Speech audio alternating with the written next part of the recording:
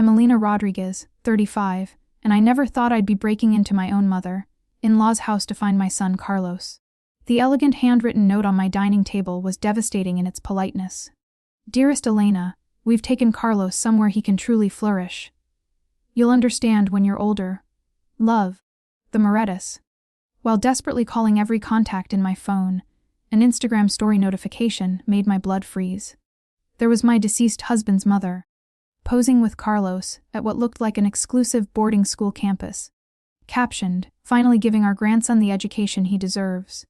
My in-laws had enrolled my 7-year-old son in a military academy across the country without my consent, planning to steal him permanently while I was attending a mandatory teacher conference. I didn't cry. I didn't panic. I made one call that would end with federal marshals raiding an elite boarding school. If you're fighting for someone you love today, share your strength and hit subscribe for more stories of justice against impossible odds. My life before this betrayal was structured around Carlos and my students. As a third-grade teacher at Lincoln Elementary, I'd spent 8 years nurturing children through their most formative academic years. The tragic irony wasn't lost on me that I'd become expert at protecting other people's children while missing the threat to my own. Carlos came into my world 7 years ago, during the happiest period of my marriage to Antonio Moretti. We'd been college sweethearts, married at 24, and thought we had our whole lives planned out. Antonio was completing his residency in pediatric medicine when Carlos arrived with his father's dark eyes and my stubborn chin. From day one, Carlos possessed this infectious curiosity about everything. He's the child who asks, "But why?" 17 times in a row and genuinely wants to know each answer. His latest obsession is space exploration, and he builds elaborate rocket ships from cardboard boxes and duct tape, complete with control panels made from bottle caps and aluminum foil. Carlos has this endearing habit of narrating his rocket launches in a serious announcer voice. "Houston, we have liftoff. The Rodriguez, Moretti spacecraft is now entering Earth's atmosphere." He'll spend hours in our backyard, launching his creations and documenting their flight patterns in a composition notebook he calls his mission log. When other kids his age are playing video games, Carlos is calculating trajectory angles and explaining to anyone who'll listen why Mars would be a better destination than the moon. Despite my demanding teaching schedule and Antonio's medical training, we created sacred family rituals that became the foundation of our happiness. Sunday morning science experiments in the kitchen, where we'd make volcanoes with baking soda and vinegar, grow crystals from salt water, or create rainbow milk with food coloring and dish soap. Carlos would wear the tiny lab goggles I'd bought him, taking detailed notes in crayon about our research findings. Bedtime stories were never just stories in our house. Carlos would interrupt fairy tales to correct any scientific inaccuracies.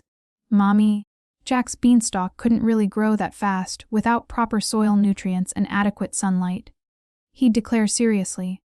So we'd create new versions where Goldilocks was a wildlife researcher studying bear habitation patterns, or where the 3 little pigs were actually conducting experiments in structural engineering. Our discovery walks through the neighborhood became legendary.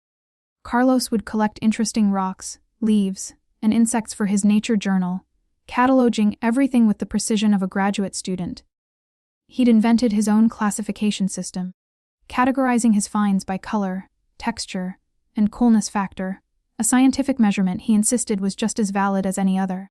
Other parents in our neighborhood would smile and wave as we passed, Carlos's backpack bulging with specimens, his voice carrying as he explained his latest theories about cloud formations or why certain flowers grew better in shade.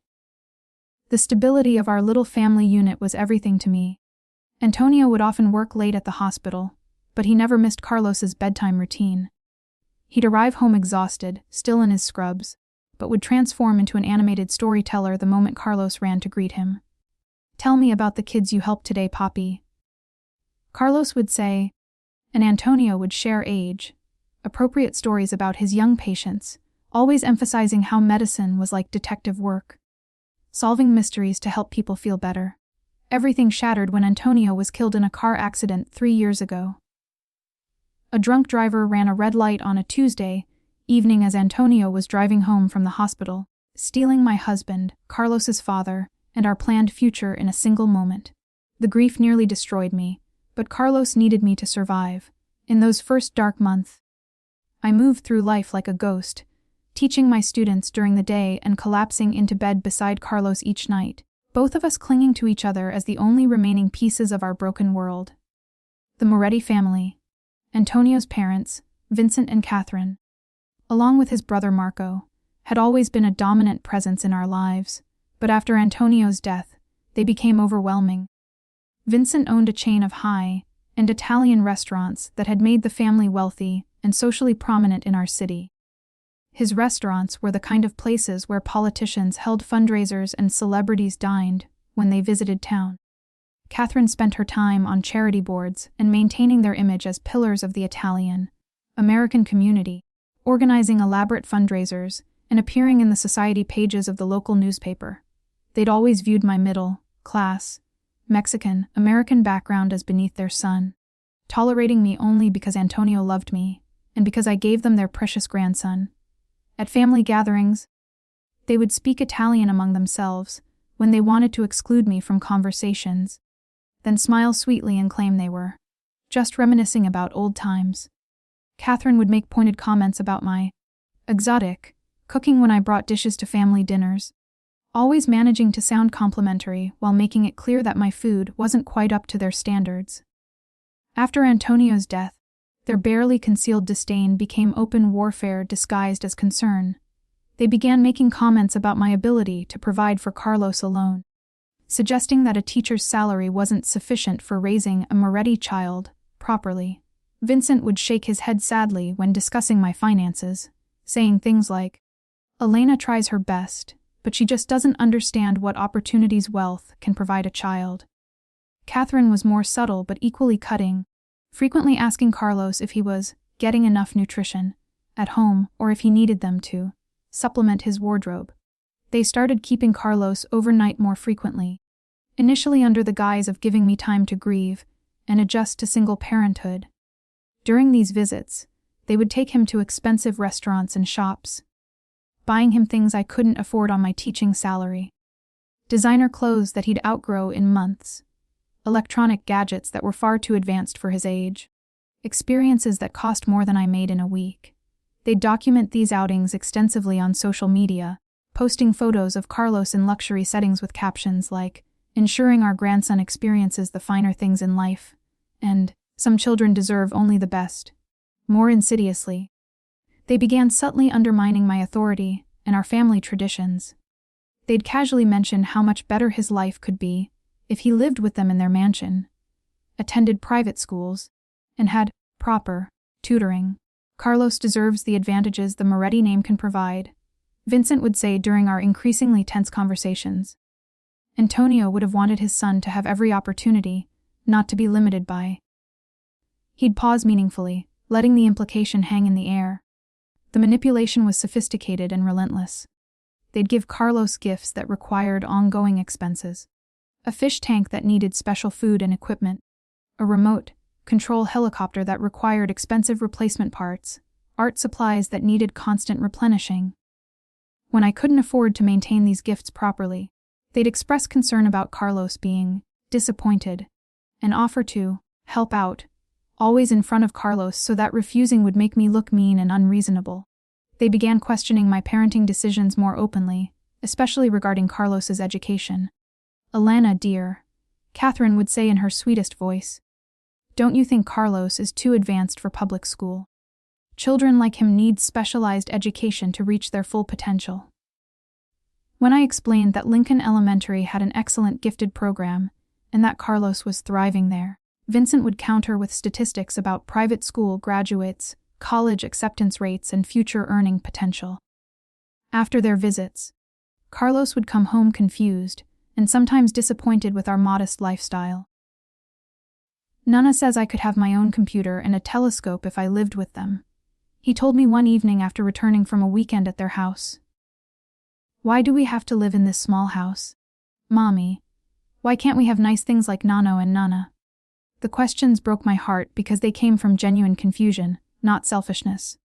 He was too young to understand the manipulation behind his grandparents' words.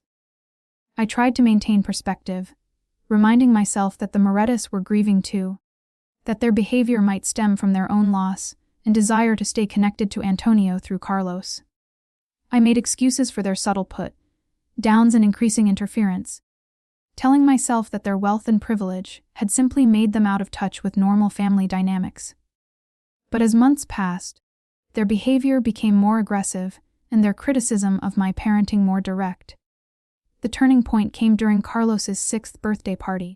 I had planned a modest celebration in our backyard, inviting his school friends and a few neighbors. The theme was space exploration, naturally, and I'd spent weeks crafting decorations and planning activities that would be fun but affordable. The day before the party, Catherine called to inform me that they were upgrading the celebration by renting out the Science Museum's planetarium for a private party.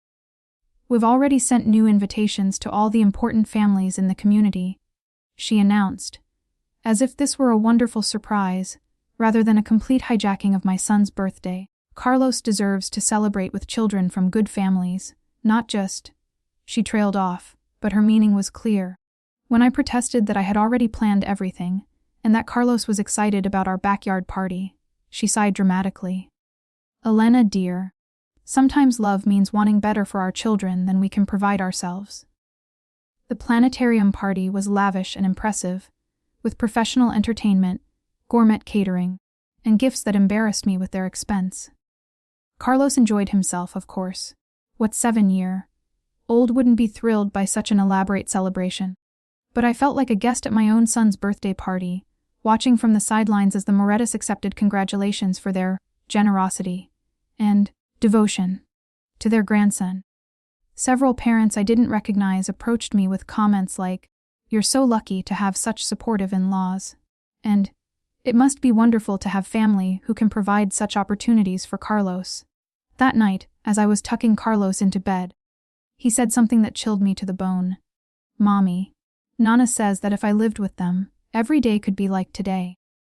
She says you work too hard, and that you'd be happier if you didn't have to worry about taking care of me." The manipulation was no longer subtle. They were actively working to convince my son that I was better off without him, and that he was better off without me. I began documenting their behavior more carefully, keeping notes about their comments, their gifts, and their attempts to undermine my authority. I started limiting their overnight visits, which led to accusations that I was being unreasonable and using Carlos as a weapon. In some imaginary battle they claimed I was fighting. When I suggested family counseling to help us navigate our grief and establish healthy boundaries, Vincent laughed dismissively. "Elena, we don't need some stranger telling us how to love our grandson. The problem isn't our relationship with Carlos, it's your inability to provide him with the life he deserves."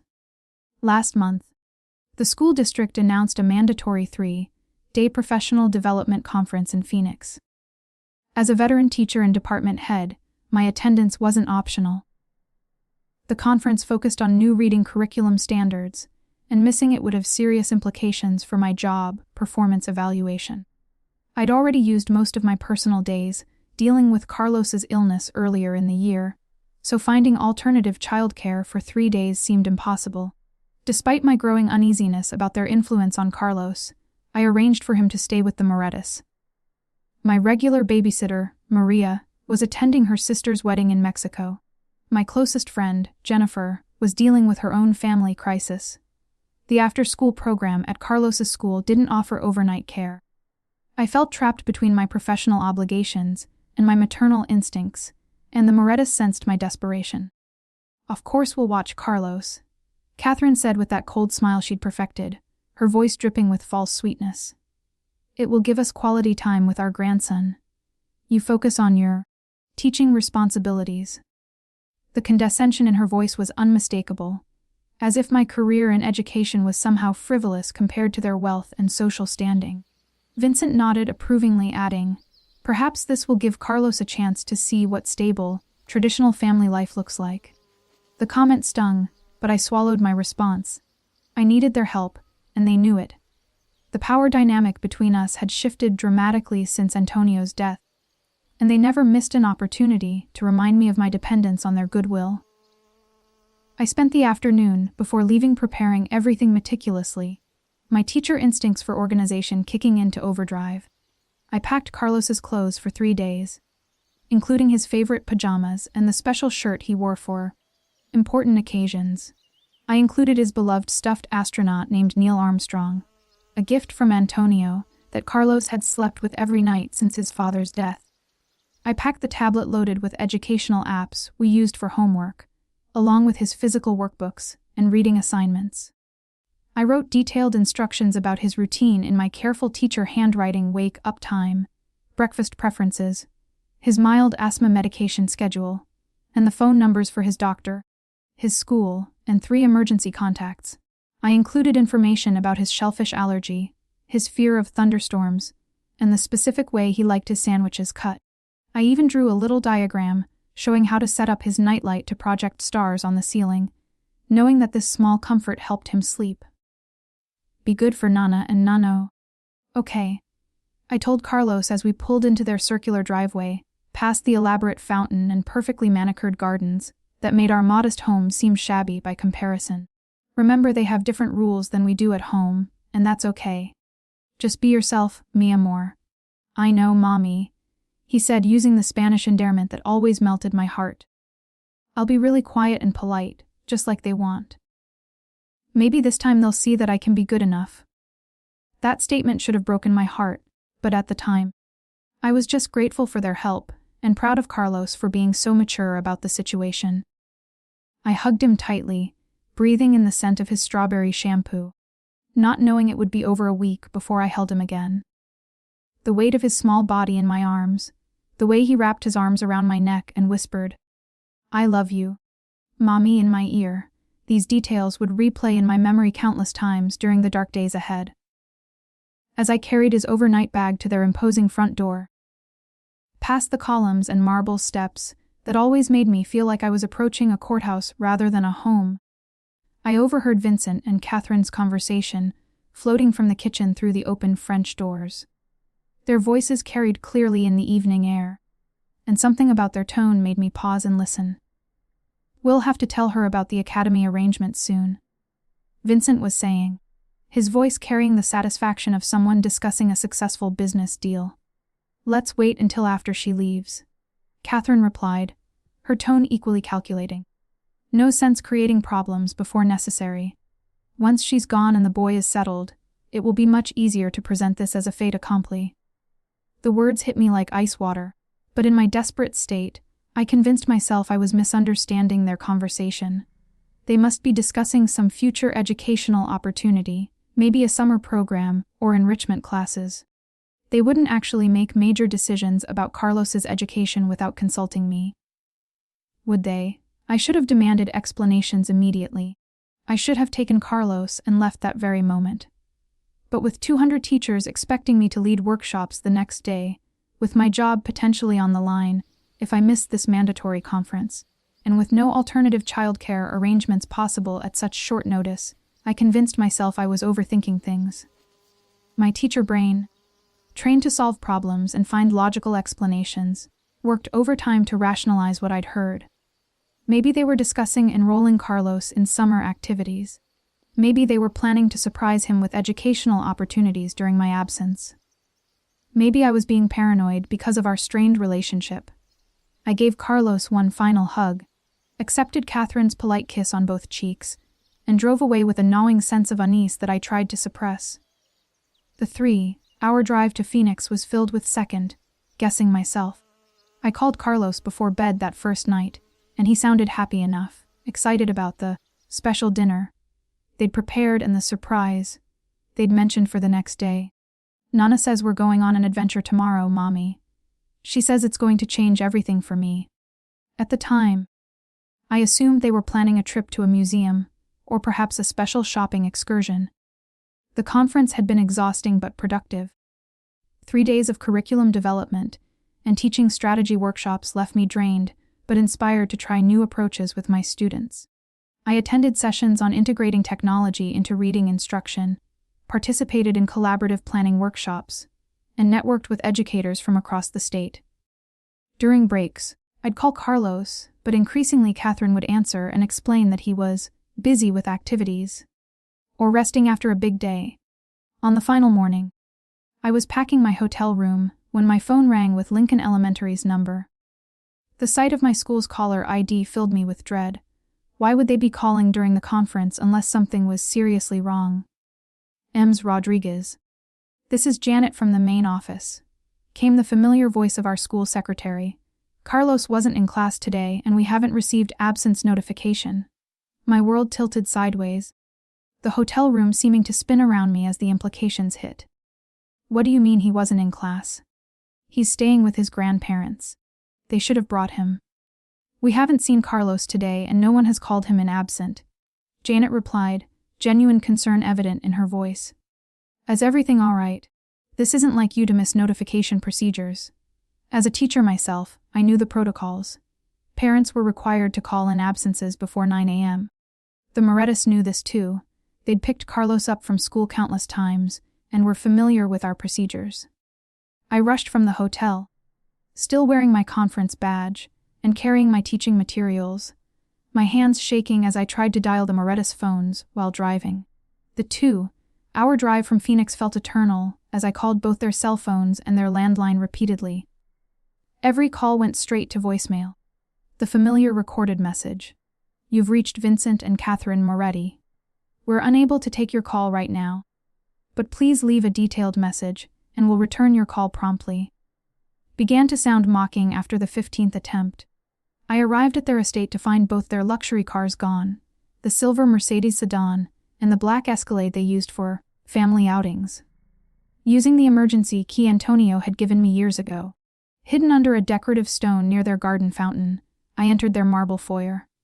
The sound of my footsteps echoed in the empty space, and I called out desperately, Carlos. Vincent. Catherine. The silence that greeted me was deafening. I searched the entire house, checking Carlos's designated guest room, the playroom they'd created for his visits, even the basement recreation area with its pool table and big screen TV. His clothes were gone from the closet. His stuffed astronaut was missing from the bed. It was as if he'd never been there at all. In the kitchen, on the granite island where Catherine usually displayed fresh flowers from their garden, I found a single piece of expensive stationery with Catherine's perfect calligraphy. The letterhead bore the Moretti family crest, something they'd had designed to emphasize their supposed aristocratic heritage. The message, written in Catherine's precise script, was devastating in its cold formality.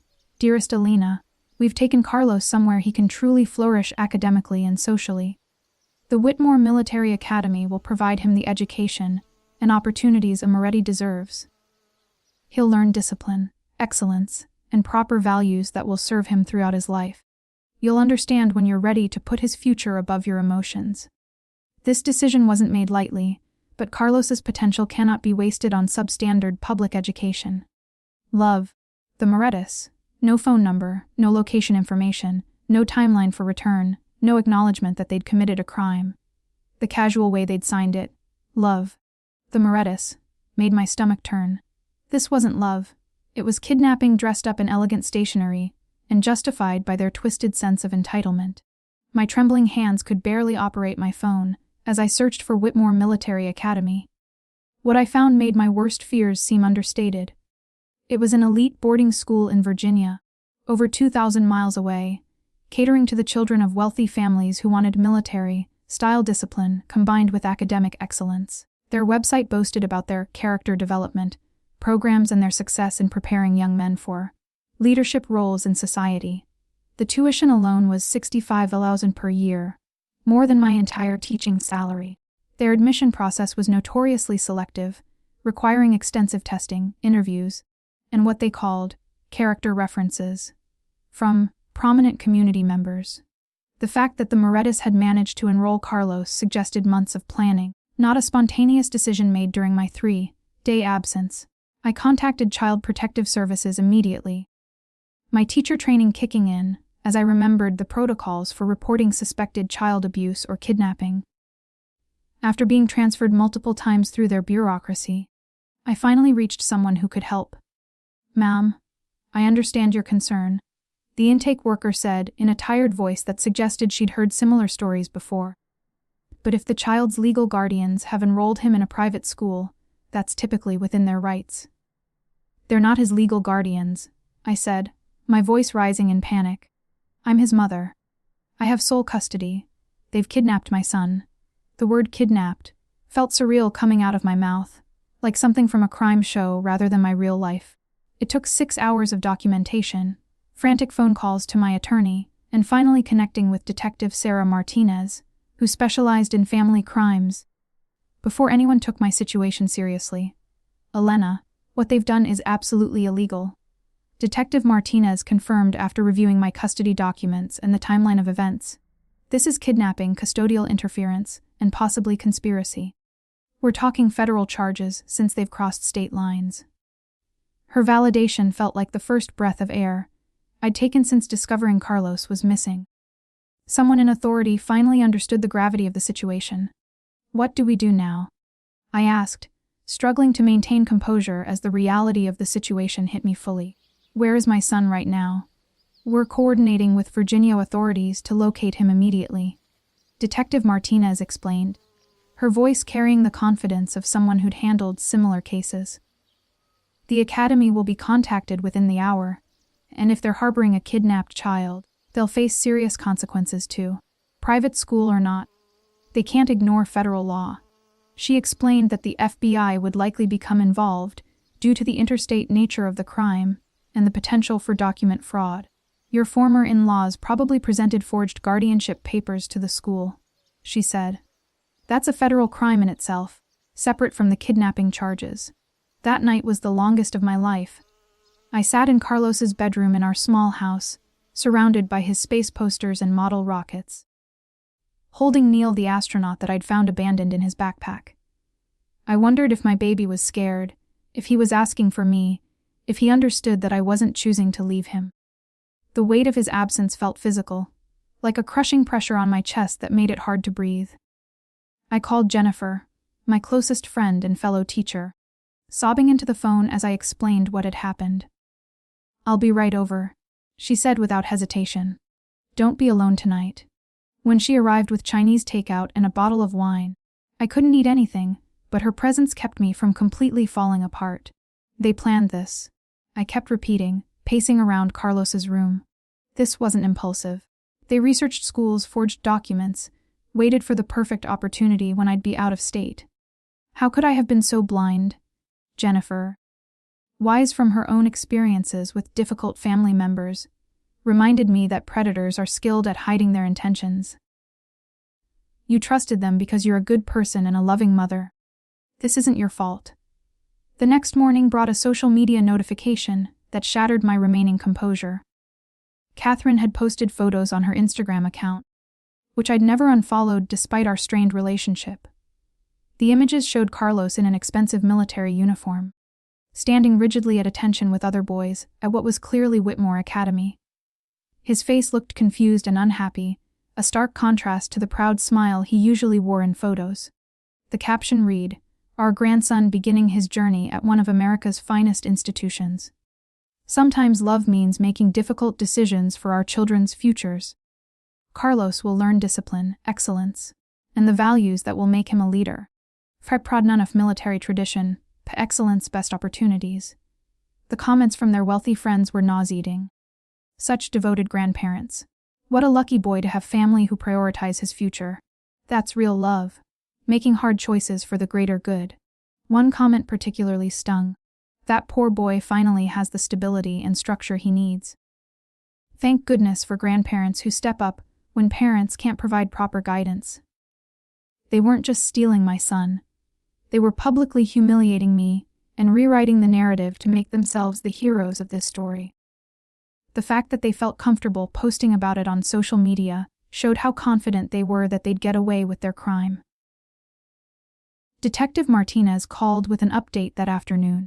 "We've located Carlos at the academy, and we're coordinating with federal authorities," she reported, her voice carrying new urgency. "The FBI is taking over the case due to the interstate nature and the seriousness of the allegations. They're treating this as a federal kidnapping case." "What does that mean exactly?" I asked, hoping for concrete next steps. Agent Patricia Collins from the FBI's Crimes Against Children unit will be contacting you within the hour, Detective Martinez explained. They're already working with Virginia authorities to secure Carlos and investigate the documents used to enroll him. She continued, if those documents are forged, we're looking at additional federal charges for fraud and document falsification. The school administration is claiming they were presented with legal guardianship documents, but we're investigating the authenticity of those papers. When Agent Collins called, her voice carried the authority of someone who dealt with similar cases involving wealthy families who thought their money could circumvent the law. Ms. Rodriguez, we've confirmed that your son is being held at Whitmore Military Academy under fraudulent guardianship documents, she said without preamble. We're coordinating his immediate return and the arrest of the perpetrators. How did they convince the school? I asked, my teacher mind trying to understand how such a prestigious institution could be deceived. They presented forged court documents claiming emergency guardianship due to your alleged mental instability and inability to care for Carlos. Agent Collins explained, her tone conveying disgust at the Morettis tactics. The school's administration should have verified these documents more thoroughly, but they failed to do proper due diligence. The details that emerged were staggering in their premeditation and cruelty. Vincent had hired a corrupt attorney, someone they'd met through their business connections, to create falsified court documents. These papers claimed that I'd been declared mentally incompetent following a breakdown after my husband's death, and that the court had awarded emergency guardianship to the Morettis. Catherine had researched boarding schools for months, specifically looking for institutions that catered to wealthy families and might not thoroughly verify paperwork, especially when presented by people of apparent means and social standing. They'd even opened a bank account specifically to pay the Academy's $65,000 annual tuition, funding it with money from the sale of one of Vincent's restaurants. The psychological profile that emerged from the FBI's investigation painted a picture of two people consumed by entitlement and grief. They genuinely believed they were rescuing Carlos from what they saw as an inferior life with me. In their minds, their wealth and social status made them inherently better parents than a middle-class teacher could ever be. Agent Collins explained that they'd interviewed several staff members at the academy who reported that Carlos had been asking for me constantly since his arrival. Your son has been telling everyone who'll listen that he wants to go home to his mom, she said. The headmaster, Dr. Jonathan Pierce, initially dismissed this as normal homesickness, but when we showed him the real custody documents, he became very cooperative. The confrontation at Whitmore Academy was swift and devastating for the Morettis. When federal agents arrived at the prestigious campus on a crisp Virginia morning, they found Carlos in a dormitory with other young boys, confused and homesick but physically unharmed. According to Agent Collins, he'd been struggling to adapt to the rigid military structure and had been reprimanded several times for inappropriate emotional displays, which was their way of describing a 7-year-old crying for his mother. "Where's my mom?" had been Carlos's first question when he saw the agents, according to Agent Collins. The academy staff had told him that you were sick and that he needed to stay there until you got better, she reported, her voice tight with anger. They'd also been told that he might claim you were fine, but that this was part of your condition. The academy's headmaster, Dr. Jonathan Pierce, claimed complete ignorance of any fraud when initially confronted, insisting they'd followed their standard procedures. However, when presented with the real custody documents and evidence of the forgeries, his tune changed quickly. The school's administration realized they were potentially facing federal charges for their role in harboring a kidnapped child, regardless of whether they'd been deceived by the fraudulent documents. The Morettis were arrested at their estate that same evening, as federal agents coordinated simultaneous raids in both Virginia and Phoenix. Vincent's arrest was captured by local news cameras, a development that would later prove crucial in exposing their crimes to the community that had long viewed them as upstanding citizens. The footage showed him in handcuffs, being led from his flagship restaurant, his usual confident demeanor replaced by shock and outrage. Catherine was taken into custody at a charity gala, where she'd been scheduled to receive an award for her community service. The irony of her arrest at an event celebrating her supposed dedication to helping others wasn't lost on anyone present. Several society photographers captured the moment, and the images would later appear in newspapers alongside headlines about prominent family's kidnapping scandal. Carlos was returned to me after 4 days in that institution. 4 days that felt like 4 years of agony. When I saw him step out of the FBI vehicle at our local police station, still wearing that military uniform that wasn't his choice, my heart simultaneously broke and healed. He looked smaller somehow, the confidence and curiosity that usually radiated from him dimmed by confusion and fear. Mimi. He ran to me with the same enthusiasm as always, but I could see the questions and hurt in his dark eyes. Nana and Nano said you were sick and couldn't take care of me anymore. But you're not sick, are you? You came for me like you promised you always would. I'm not sick, mi amor, I told him, holding him so tightly I was afraid I might crush him. I was never sick. They lied to you? And I'm so sorry that happened. I've been fighting to bring you home every single minute, since I found out you were gone. The weight of his small body against mine. The familiar scent of his hair, the way he wrapped his arms around my neck, everything felt like a miracle. That night, as Carlos slept fitfully in his own bed, clutching Neil the astronaut, and surrounded by his familiar space posters, he asked the question that nearly destroyed me. Mommy, why did they take me away from you? Did I do something wrong? The innocence in his voice, the way he automatically assumed that somehow this was his fault, reminded me why I'd fought so hard to bring him home. The legal consequences were swift and severe. Vincent and Catherine were charged with kidnapping, custodial interference, fraud, conspiracy, and several other federal crimes. The corrupt attorney who'd helped them, Robert Steinberg, was disbarred and faced his own criminal charges for document fraud and conspiracy. His involvement had been crucial to their plan.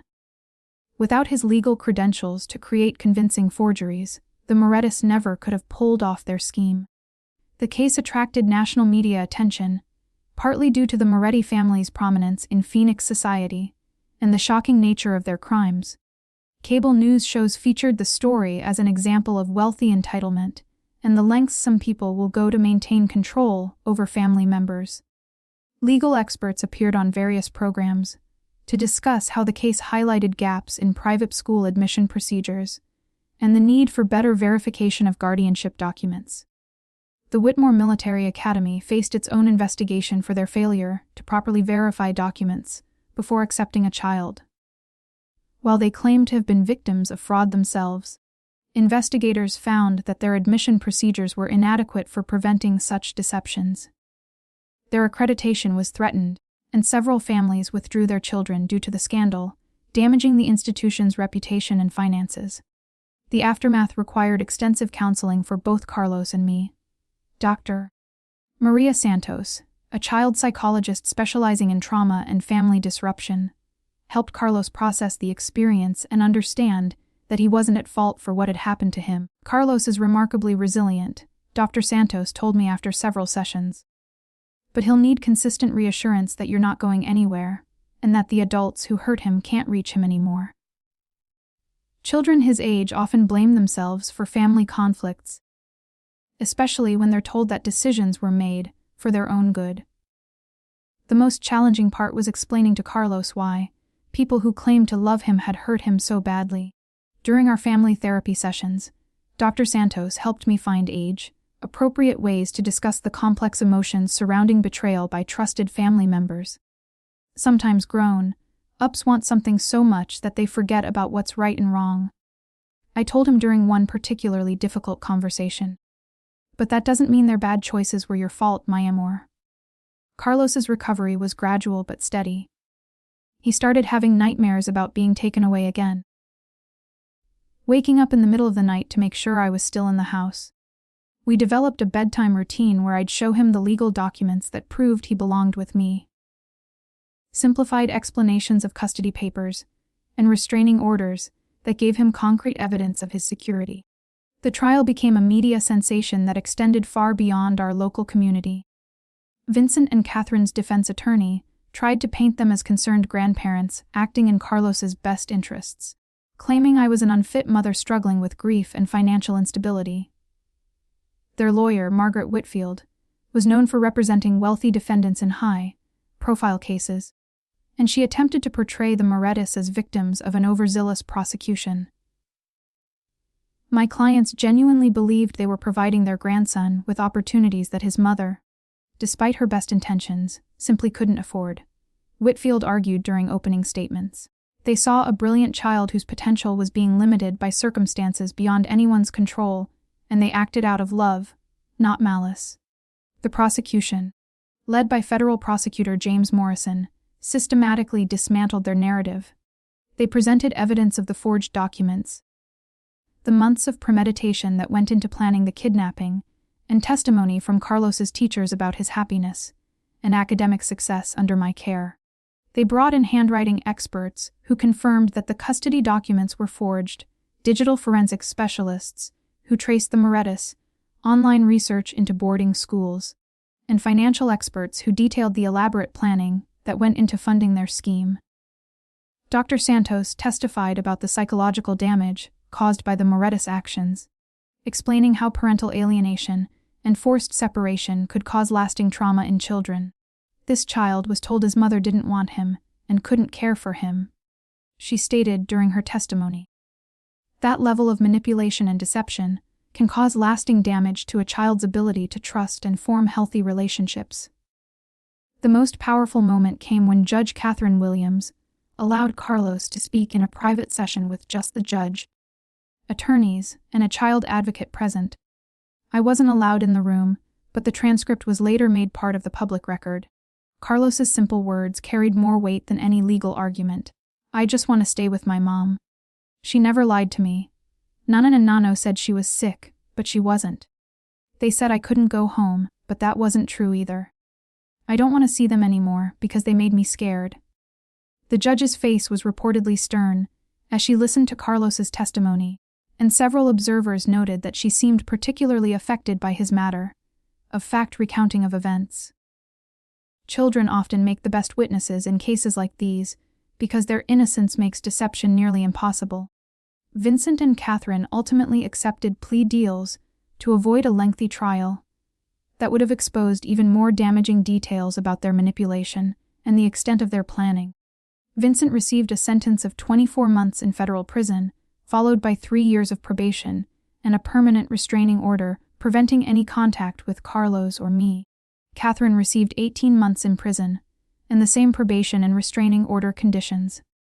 The corrupt attorney, Robert Steinberg, received a longer sentence of 36 months and was ordered to pay significant restitution to cover our legal expenses and Carlos's therapy costs. His involvement had been crucial to the Morettis plan, and the judge made it clear that legal professionals who abuse their positions to harm children would face severe consequences. Whitmore Academy faced a massive lawsuit from our family, ultimately settling for an undisclosed amount that would fund Carlos's college education and ongoing therapy. More importantly, they were forced to implement new verification procedures to prevent similar incidents, and faced increased scrutiny from accreditation bodies that threatened their ability to operate. Marco Moretti, Antonio's brother, publicly distanced himself from his parents' actions and wrote a heartfelt letter apologizing for not intervening when he suspected their plans. I should have spoken up when I heard them talking about rescuing Carlos from his situation, he wrote. I thought it was just grief talking, but I should have taken their words more seriously. Antonio would be ashamed of what they did to his son and the woman he loved. Marco's support helped Carlos maintain some connection to his father's family legacy without the toxic influence of his grandparents. He shared stories about Antonio's childhood, provided photos and mementos that the Morettis had kept from us, and gradually became a positive male role model in Carlos's life. His relationship with us proved that it was possible to honor Antonio's memory without enabling destructive behavior. Rebuilding our life after the trauma became a journey of rediscovering safety and trust while creating new traditions to replace those that had been tainted by the Morettis manipulation. We moved to a new apartment across town, partly for security reasons and partly for a fresh start away from memories of the kidnapping. The new place had a larger backyard, where Carlos could conduct his rocket experiments without neighbors calling to complain about the noise. Carlos's healing was evident in small ways that might seem insignificant to others but felt monumental to me. His return to building elaborate cardboard rocket ships, complete with mission control centers and detailed flight plans. His renewed enthusiasm for our discovery walks, now expanded to include a local nature preserve where he could collect specimens without worrying about private property restrictions. Most importantly, his ability to talk about his father without the confusion and conflict the Morettis had created around Antonio's memory. "Mommy," he said one evening while we were working on his homework, "I know Papi would want me to stay with you. Nana and Nano were wrong about what he would want. Papi loved you, and he would want us to be together." The clarity in his voice, the confidence with which he stated this truth, marked a significant milestone in his recovery from their psychological manipulation. The teaching community rallied around us in extraordinary ways that restored my faith in the power of chosen family. My principal, Mrs. Henderson, organized a fundraiser that helped cover legal expenses and therapy costs when our savings were depleted by the crisis. Fellow teachers created a support network that included everything from childcare during court dates to emotional support during the darkest moments of the legal proceedings. My students, past and present, sent cards and drawings that covered our refrigerator with love and encouragement. One particularly touching note from a former student readie, Ems Rodriguez. "You taught me that families protect each other. I'm glad you protected Carlos like you protected all of us." These messages reminded me why I'd chosen teaching as my profession. The opportunity to nurture and protect children was at the heart of everything I did. The experience deepened my understanding of the children I teach, many of whom face their own family challenges. I became a more empathetic educator, better equipped to recognize signs of distress and manipulation in my students. I started a support group for children dealing with family disruption, partnering with Dr. Santos to provide resources for families navigating custody disputes and parental alienation.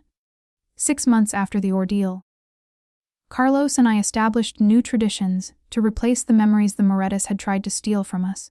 We started Science Sundays, where we'd spend entire days on elaborate experiments and educational adventures, visiting museums, planetariums, and nature centers throughout the region.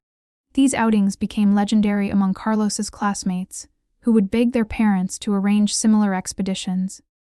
We joined a local astronomy club, where Carlos could pursue his space interests with other enthusiastic young scientists and their families. The club became an unexpected source of community for both of us, providing Carlos with adult mentors who shared his passion and giving me friendships with other parents who valued education and curiosity. Dr. James Patterson, a retired NASA engineer who led the club, took special interest in Carlos's projects and began mentoring him in advanced rocket design principles. Most importantly, we created a truth-telling time each evening where Carlos could ask any question about what happened, about his father, or about our family, and I would answer with complete honesty appropriate to his age. These conversations became sacred moments that strengthened our bond and helped Carlos process complex emotions about loss, betrayal, and recovery. The legal victory felt secondary to the deeper triumph. Carlos's unshakable knowledge that I would fight for him against any odds, and that our bond couldn't be broken by lies, money, or manipulation. The experience had tested our relationship in ways I never could have imagined, but it had also proven its strength. Carlos learned that love isn't just about caring for someone. It's about protecting them, fighting for them, and never giving up even when the situation seems hopeless. The case established important legal precedents regarding grandparents' rights and the verification procedures required by private institutions accepting children. My attorney, David Kim, was invited to speak at legal conferences about the intersection of family law and federal crimes, particularly focusing on how wealthy defendants often believe their resources can circumvent legal protections for children. Your case changed how we approach custodial interference cases involving wealthy defendants, David told me during our final meeting. It demonstrated that money and social standing can't protect you from the consequences of federal crimes, especially when children are involved. The FBI now has protocols specifically addressing private school fraud in custody cases. A year after the incident, I was asked to speak at a conference for single parents about protecting children from family manipulation and recognizing the signs of parental alienation. Trust your instincts became my core message to other parents facing similar challenges. If something feels wrong with how family members treat your child, investigate it thoroughly. Your job is to protect your child, not to keep peace with toxic relatives. No matter how much money or social influence they have, the speaking engagement led to other opportunities to advocate for children's rights and family court reform. I testified before state legislative committees about the need for better verification procedures in private schools and stronger penalties for adults who use children as pawns in family disputes. These experiences gave meaning to our suffering, transforming our trauma into advocacy that could help protect other families. Carlos, now 8, had become an unexpected advocate for other children facing family disruption. During a victim impact statement at the Morettis sentencing, his words were simple but profound. When grown-ups lie to kids about their parents, it makes kids feel scared and alone. My mom never stopped fighting for me, and I want other kids to know their parents love them too, even when other people say they don't. The maturity in his statement reflected growth no child should need to develop, but also a strength that would serve him throughout his life. He'd learned at a young age that adults aren't always trustworthy, that people who claim to love you can still hurt you, but also that true love never gives up and never stops fighting for what's right. Vincent and Catherine's supervised visits, permitted after their release from prison, were declined by Carlos without hesitation. "I don't want to see people who lied to me and took me away from my mom," he said simply when the option was presented to him by Dr. Santos. "They said they loved me, but they hurt me instead. I don't trust them anymore." His clarity about boundaries impressed the adults around him and demonstrated how children, when given agency and support, often make remarkably wise decisions about their own well-being. The extended Moretti family gradually rebuilt relationships with us, with Marco's children becoming Carlos's connection to his Italian heritage in a healthy way that honored Antonio's memory without perpetuating toxic patterns. The financial recovery took longer than the emotional healing. Legal fees and therapy costs had drained my savings and forced me to take out loans that would take years to repay. However, the teaching community's support and the eventual civil settlement from the Morettis and Whitmore Academy helped restore our financial stability. More importantly, Carlos learned valuable lessons about resilience and the power of truth over deception. The Morettis' social destruction was complete and swift, serving as a cautionary tale for other wealthy families who might consider similar actions. Their restaurant empire crumbled under negative publicity and community boycotts. Longtime customers refused to patronize establishments owned by people who had kidnapped a child, regardless of their previous reputation for quality food and service. Their charitable board positions evaporated as organizations quietly asked them to step down to avoid association with the scandal. Catherine's carefully constructed image as a pillar of the community was permanently shattered, and she became a pariah in the social circles she'd once dominated. The irony wasn't lost on anyone that their attempt to give Carlos a better life had destroyed their own lives and traumatized the child they claimed to love. Looking back, I realized that terrible week was also a revelation that transformed not just our family, but my understanding of what family should be. It forced me to fight for my son in ways I never imagined I'd need to, but it also revealed the incredible strength of our bond and the power of community support when people rally around justice rather than wealth or social standing. Carlos's teacher, Mrs. Patterson, noted remarkable changes in his writing after the incident. His stories used to be simple space adventures, she observed during our parent-teacher conference. Now they're about heroes who protect people they love and families who stick together, no matter what challenges they face. There's a depth to his work that wasn't there before. He writes about courage, loyalty, and the difference between real love and fake love. The experience taught us both that love isn't just about caring for someone. It's about fighting for them, protecting them, and never giving up, even when the odds seem impossible. Carlos learned that family isn't defined by genetics or wealth, but by who shows up for you consistently, who tells you the truth even when it's difficult, and who fights for your best interests, even when it cost them something. The case attracted support from unexpected quarters, as news of our story spread through social media and news coverage. Other parents who'd faced manipulation from wealthy in-laws or ex-spouses reached out to share their stories and offer support. A children's advocacy organization asked me to join their board to help develop policies protecting children from family manipulation and parental alienation. Never underestimate the lengths some people will go to maintain control over family members, became my message to other parents facing similar battles. But also never underestimate your own strength when you're fighting for your child. The system works when you persist, when you document everything, and when you refuse to be intimidated by money or social connections.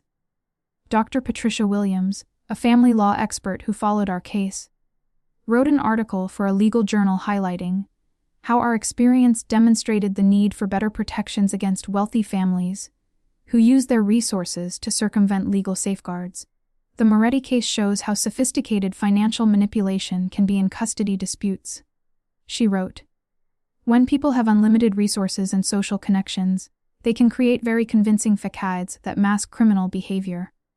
As Carlos grows older, he asks more sophisticated questions about the Morettis motivations and actions, wanting to understand not just what happened but why it happened."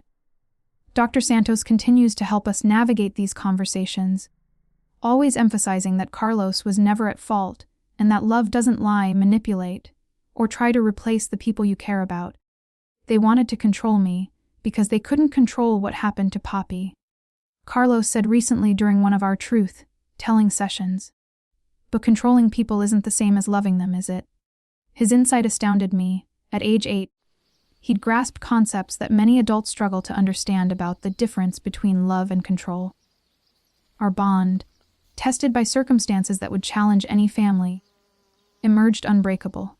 Carlos knows with absolute certainty that I will always fight for him, always protect him, and always choose his well-being over social expectations, family pressure, or financial considerations.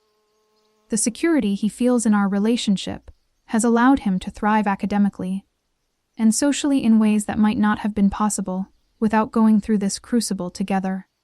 Mimi, Carlos said recently, while we were working on his latest rocket ship design, "I'm glad the bad thing happened because it showed me how much you love me, and it showed me that I'm strong enough to handle scary things when you're with me." In that moment, I understood that even our darkest experiences can become the foundation for our greatest strengths when we face them with honesty, courage, and unwavering love. Carlos learned that love fights for what matters, that truth eventually defeats lies, and that family is defined by loyalty and protection, not genetics, wealth, or social status. He discovered his own resilience and voice, learning to trust his instincts about people and situations, even when adults tried to convince him otherwise. The story could have ended in tragedy. A little boy lost to manipulation and money, a mother defeated by privilege and power, a family destroyed by greed disguised as love. Instead, it became a testament to the unbreakable bond between parent and child, the triumph of truth over deception, and the power of community support in fighting injustice. 2 years after the kidnapping, we received an unexpected letter from Dr. Jonathan Pierce, the former headmaster of Whitmore Academy. The school had closed permanently following multiple lawsuits and the loss of their accreditation, but Dr. Pierce wanted to personally apologize for his role in our trauma. "I realize now that my institution's failure to properly verify guardianship documents enabled a serious crime against your family," he wrote. "No amount of money or prestige should have blinded us to our responsibility to protect the children in our care. I hope that your son's recovery continues, and I want you to know that your case has led to industry-wide changes in how private schools handle custody and enrollment documentation." His letter represented a form of accountability that money couldn't buy. Genuine recognition of wrongdoing and commitment to preventing similar incidents. The systemic changes that resulted from our case would protect other children from experiencing what Carlos had endured, giving broader meaning to our suffering and struggle. Have you ever had to fight impossible odds to protect someone you love?